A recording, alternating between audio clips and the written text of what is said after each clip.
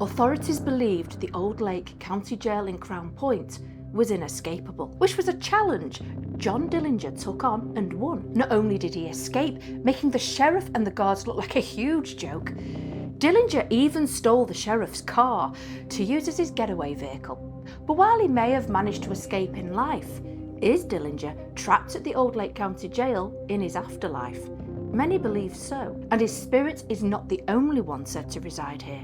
There is also the ghost of James Sammons, a dangerous psychopath. As you gaze upon the building at 226 South Main Street, you would believe the property to be a red brick mansion with beautiful, haunting architecture. Costing $24,000 at the time of its construction, the front of the property was where the sheriff and his family would live. But as you walk around to the rear of the building, suddenly its true purpose comes to life as you take in the jail and its foreboding, stark appearance, leaving you feeling cold and on edge.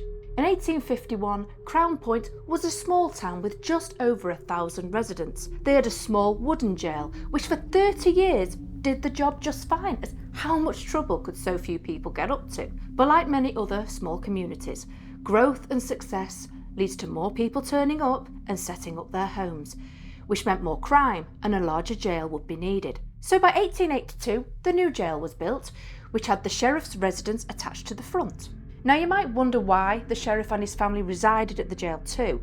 Well, it was state law that the Lake County's sheriffs were to live on site, to be on hand at all hours of the day and night.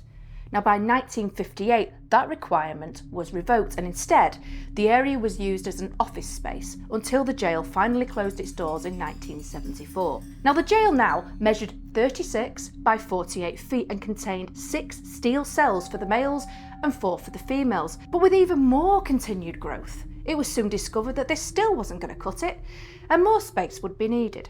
By 1908, the jail was replaced with a larger structure, expanding it to 50 by 120 feet, and again in 1928, when it was extended to the length of the jail through the block to East Street. The Crown Point jail was regarded as one of the finest in Indiana, with the bonus of authorities thinking it was escape-proof. So imagine how pissed off they were when John Dillinger was sent to stay there and managed to do just that on March 3rd, 1934. Dillinger was arrested in Tucson, Arizona in January of 1934 for a bank robbery he and his gang had carried out in East Chicago. Sadly, this crime also resulted in the death of a detective named William Patrick O'Malley. After being extradited to Indiana on January 28th, he was placed at Lake County Jail. But here was a man who already knew that his fate was the death penalty, and so figured he had nothing to lose. In his criminal career, he had been the leader of the Dillinger Gang, a group accused of robbing 24 banks and 4 police stations. And considering he'd already managed to escape one jail in the past, how hard could it be to escape another, right?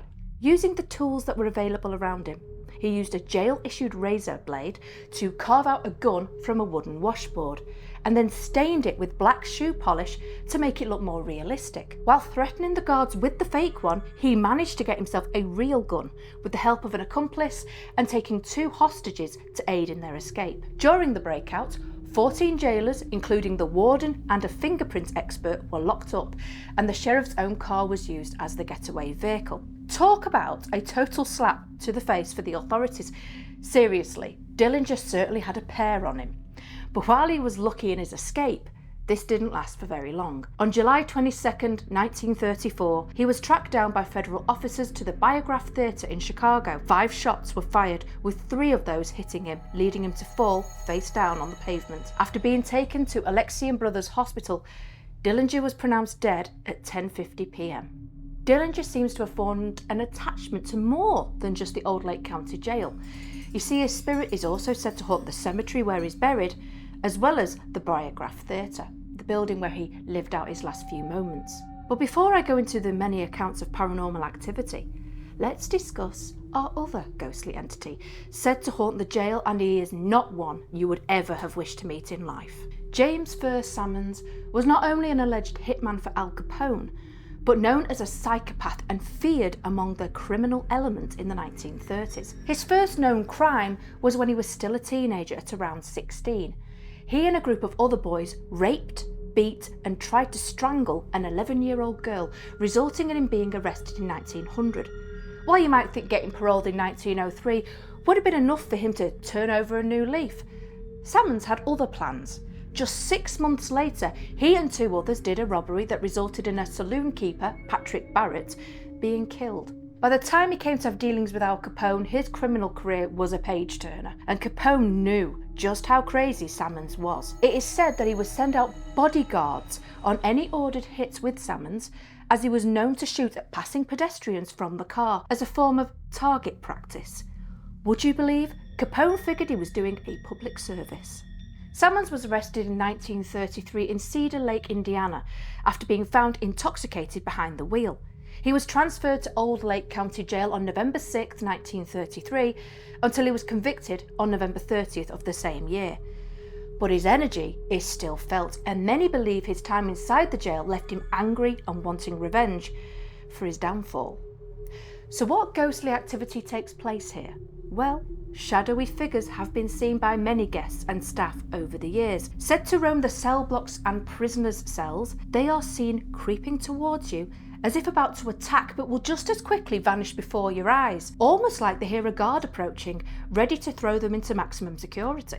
But while this might seem eerie enough to some people, the sound of cell doors creaking open and then slamming shut without any explanation is also heard throughout the building. Now that must give anyone close by serious creepy vibes.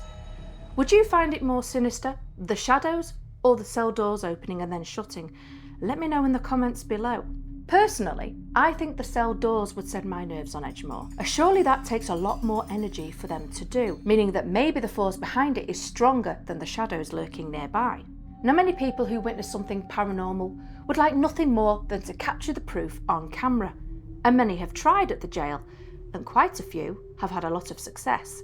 Guests have described their photos as having a strange anomaly in them and apparitions, which I'm sure was a shock even if that was their goal.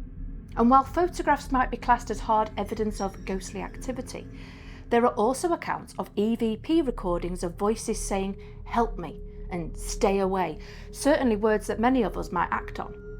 The jail contained many prisoners over the years, some harmless, and others who would kill you without even sparing a second thought. So how terrifying must it be visiting this old jail and suddenly hear someone walking behind you slowly? And then you turn around, maybe thinking it is your tour guide or another visitor, and find nothing but dark, cold corridors and a feeling you are face to face with something your eyes can't see. A member of my family had an experience like this while checking in on someone's home while they were away.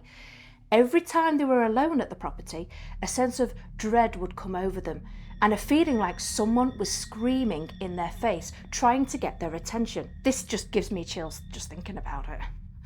Along with the activity we've already discussed, there are also reports of apparitions in the intake room and orbs seen floating around. There are lots of cold spots felt throughout and heavy breathing heard in cells on the first floor. On the top floor of the jail, you will also find a storage room that has left many staff and visitors feeling uneasy and creeped out by the energy that is lingering inside. With this much activity, it's no surprise that many believe this place is truly haunted. Would you be brave enough to step inside Dillinger's old cell and feel his presence? Or maybe stroll along the corridors only to feel danger as Sammons hunts you down from within the shadows? There are countless other inmates too that experienced true horror while waiting to find out what their fate was to be. Could one of those also haunt the jail? This place certainly does seem for the brave of heart. So, stay safe out there, dissectors.